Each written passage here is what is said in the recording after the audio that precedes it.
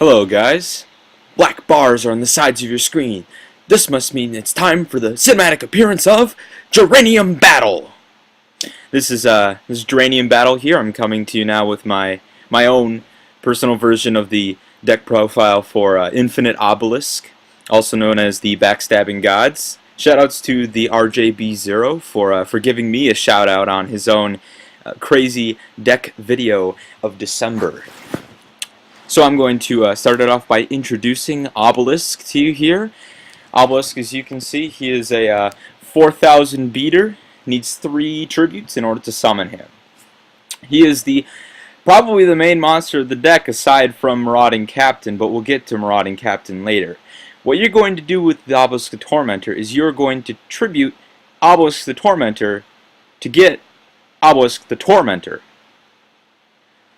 Now, you may be saying, wait, don't you want to keep Obelisk the Tormentor out and start beating down your opponent?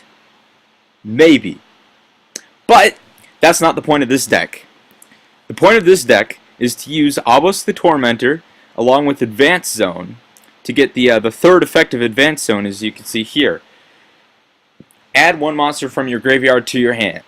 What you're going to do is you're going to tribute Obelisk, and then with Advanced Zone, during the end phase, you're going to get back Obelisk.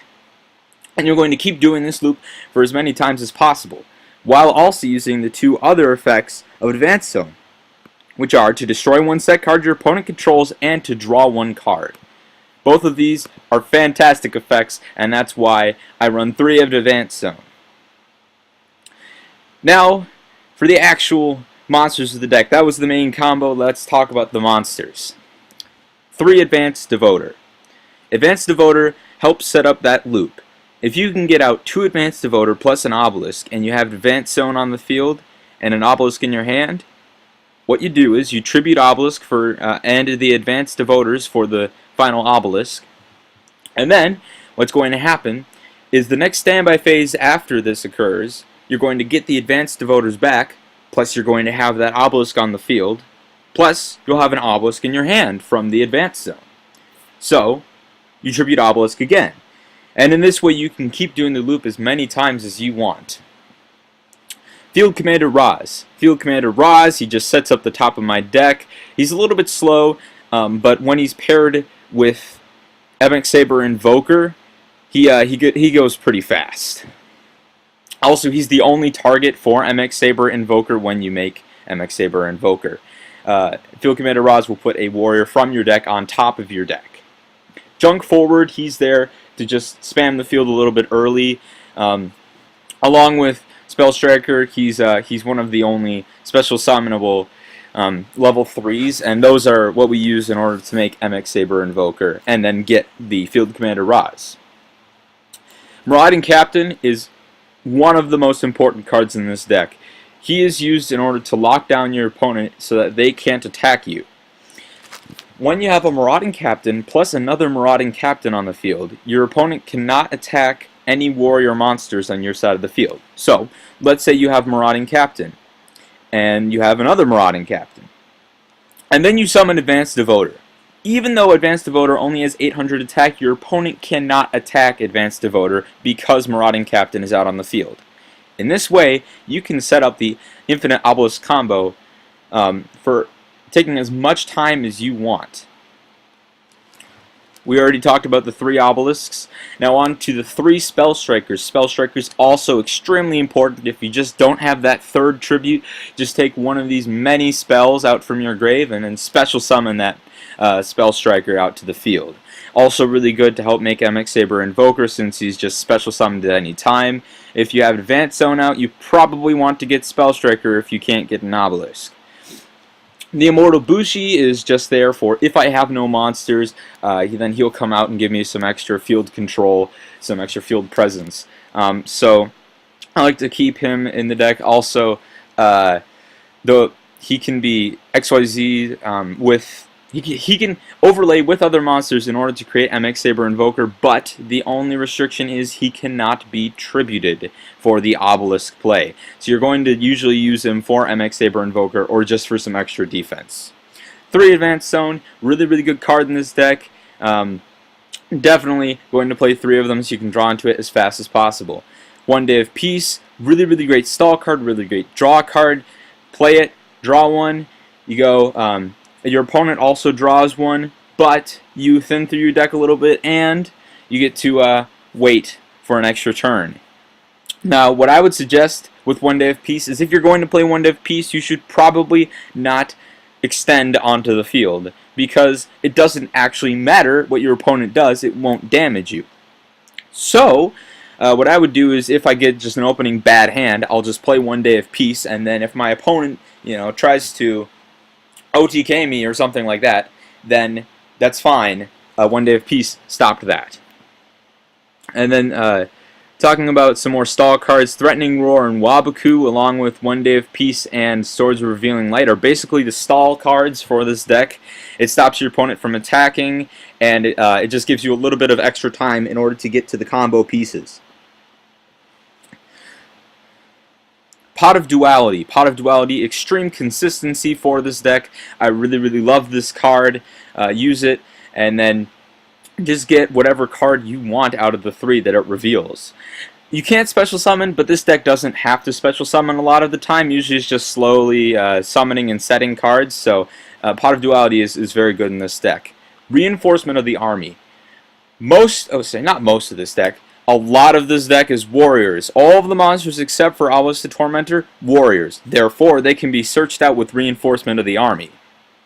Shard of Greed. Shard of Greed, just another fantastic draw card. Also, your opponent usually likes to use MST on the Shards of Greed since they know what they are and they don't want you to get that +1. If they do use the Shard of Greed, then you're okay with that because you'd rather keep your Threatening Roars and your Wabakus for later. And if they don't use it on the Shard of Greed, you just get a +1. So, really, Shard of Greed is beneficial either way. Swords of Revealing Light. Swords of Revealing Light, really good for this deck because it just gives you that extra 3 stall turns. Another really, really popular MST target. So, if you have a Shard of Greed and a Swords of Revealing Light and they have 2 MSTs, you can let them burn that so that your Advanced Zone stays, so that your Threatening Roars and your Wabakus stay. Upstart Goblin. Upstart Goblin, just another way to thin the deck as fast as possible, just trying to get to all of your combo pieces. On to the side deck. One more Immortal Bushi, just in case you want to side that in against a player who's letting you special summon that Immortal Bushi back. Instant Fusion. Instant Fusion, I have him with the Dragoness, the Wicked Knight here. If you want to just activate Instant Fusion, you can get out a Dragoness along with your level 3 and then make MX Saber Invoker. It's just another way to help speed up the deck a little bit. Swords of Revealing Light, if you have a back row hate kind of deck like Harpies, who likes to pop your Swords of Revealing Light, you just get an extra one and then you can continue to play it. Imperial Iron Wall, this is the January ban list, but I still hate dragons, so that's why I have 3 times Imperial Iron Wall in my extra deck. 3 times Starlight Road. Okay, I know Heavy's banned, but there's still lots and lots of destroy the entire field type of cards. Judgment Dragon is really, really becoming popular, along with such cards as that Noble Swarm Beelzebub guy, who just destroys everything. So Starlight Road will stop all that, and then we'll also get you one of the 3 one of the 3 Stardusts that are in the side deck. You'd obviously put them into the extra deck when you're going to side in your Starlight Roads. Wabaku, just an extra Wabaku for that extra stall time. And then for the extra deck, 3 times MX Saber Invoker, 3 times Dragoness the Wicked Knight, just for that instant fusion play, and then the rest doesn't matter. Got that Arcana Knight Joker swag. Anyways, that is the deck profile for the Infinite Obelisk deck. I hope you liked it. Really, since this is my first video, I want to just quick give a shout out to a couple of really cool people. The RJB0, Yu-Gi-Oh! Business Casual. He gave me my first shout out on YouTube, and he also showed his version of this deck.